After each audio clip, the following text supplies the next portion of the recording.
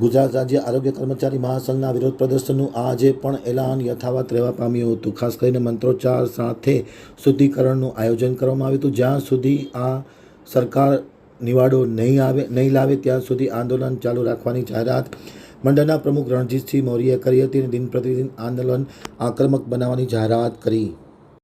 હવે જોઈએ ગાંધીનગર આમતક ન્યૂઝ બ્યુરોમાંથી જે.કે. પટેલનો એક વિસ્તૃત અહેવાલ. ગુજરાત રાજ્ય આરોગ્ય કર્મચારી મહાસંઘનું વિરોધ પ્રદર્શન આજે પણ યથાવત રહેવા પામ્યું હતું. ગાંધીનગરના રામકથા મેદાનમાં ગાંધી ચિંધ્યા માર્ગે વિરોધ પ્રદર્શન ભારે આક્રમકતા સાથે ચાલી રહ્યું છે. 8,000 જેટલા કર્મચારીઓ કચ્છ, સૌરાષ્ટ્ર અને ગુજરાતમાંથી સત્યાગ્રહ છાવણીમાં પહોંચી ગયા છે. આજે મંત્રોચ્ચાર સાથે શુદ્ધિકરણનો કાર્યક્રમનું આયોજન કરવામાં આવ્યું હતું એમ પ્રમુખ મૌર્યએ જણાવ્યું હતું.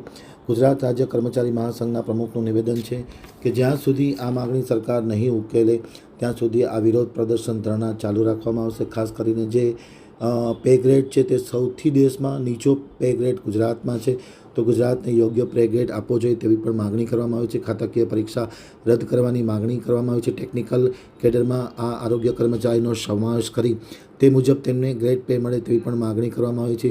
સરકારે જે અભિપ્રાયને અહેવાલ તૈયાર કર્યો છે તેનું તાત્કાલિક અસરથી અમલવારી કરવામાં આવે તેવી પણ માગણી રણજીતસિંહ મૌર્યએ આમતક ટીવી ન્યૂઝ સાથેની વાતચીતમાં માહિતી આપતા જણાવ્યું હતું. અને જ્યાં સુધી આ નિકાલ નહીં આવે ત્યાં સુધી આંદોલન ચાલુ રાખવામાં આવશે. જરૂર પડે આંદોલન કડક બનાવવામાં આવશે તેવી પણ જાહેરાત કરવામાં આવી હતી.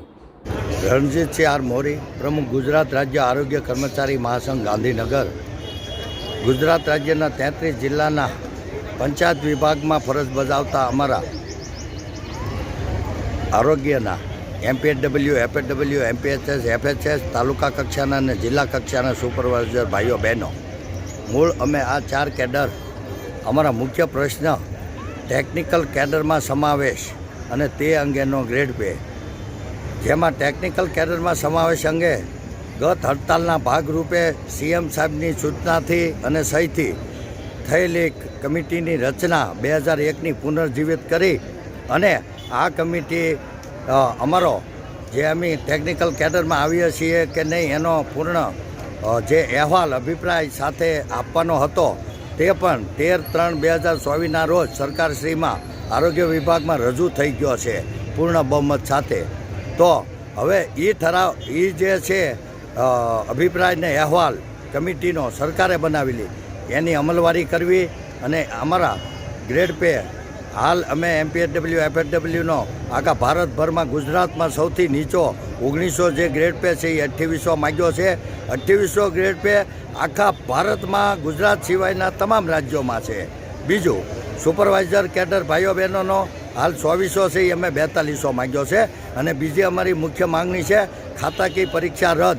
જે ખાતાકીય પરીક્ષામાં અમને સરકારશ્રીની 4/3/2025ની માનનીય અગ્ર સચિવ આરોગ્યની બેઠકમાં અને ત્યારબાદની પણ એક બેઠકમાં અમને એક સજેશન હતું કે ભાઈ અમારું જે કાર્ય ટેકનિકલ કરીએ છીએ તો એના આધારે જ અમારી પરીક્ષા હોય તો અમે પણ આંશિક તૈયાર થઈ ગયા છીએ. તો ખાલી જૂના પ્રશ્ન છે, આ નવું નથી.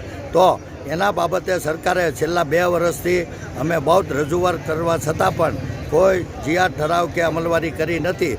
એટલે ના છૂટકે અમારે આરોગ્યના કર્મચારીઓએ કોરોના વોરિયર્સે અહીં ગાંધીનગર ખાતે 17/3/2025થી અચોક્કસ મુદતની હડતાલ જાહેર કરી ચૂક્યા છીએ. જ્યાં સુધી અમારા આ 2 પ્રશ્નોના જીઆર ઠરાવ નહીં થાય ત્યાં સુધી અમારી અચોક્કસ મુદતની હડતાલ શરૂ જ છે અને શરૂ જ રહેશે. હવે અમે સરકારશ્રીમાં પણ જાણ કરેલી કે ભાઈ અત્યારે હાલ અમે મહાત્મા ગાંધીના જે ગુજરાત મહાત્મા ગાંધી બાપુનું છે એના ગાંધી ચિંધ્યા માર્ગે અમે આંદોલન કરી રહ્યા છીએ. અમને વિશ્વાસ છે કે સરકારશ્રી અમને ઉગ્ર આંદોલન તરફ નહીં લઈ જઈ શકે એવી અમને 100% ખાતરી છે.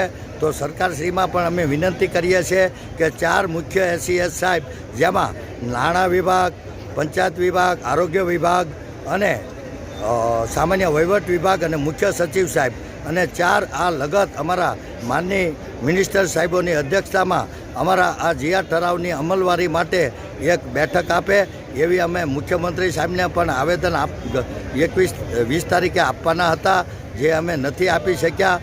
સરકારને અનુકૂળ થઈ અમે સર્વ ડિટેન થયા છીએ. પોલીસ વિભાગનો પણ આભાર કે અમારા કોઈ કર્મચારીને કોઈ દંડની સજા કે કોઈ પણ અપમાનજનક શબ્દ પણ કહેવામાં આવ્યો નથી.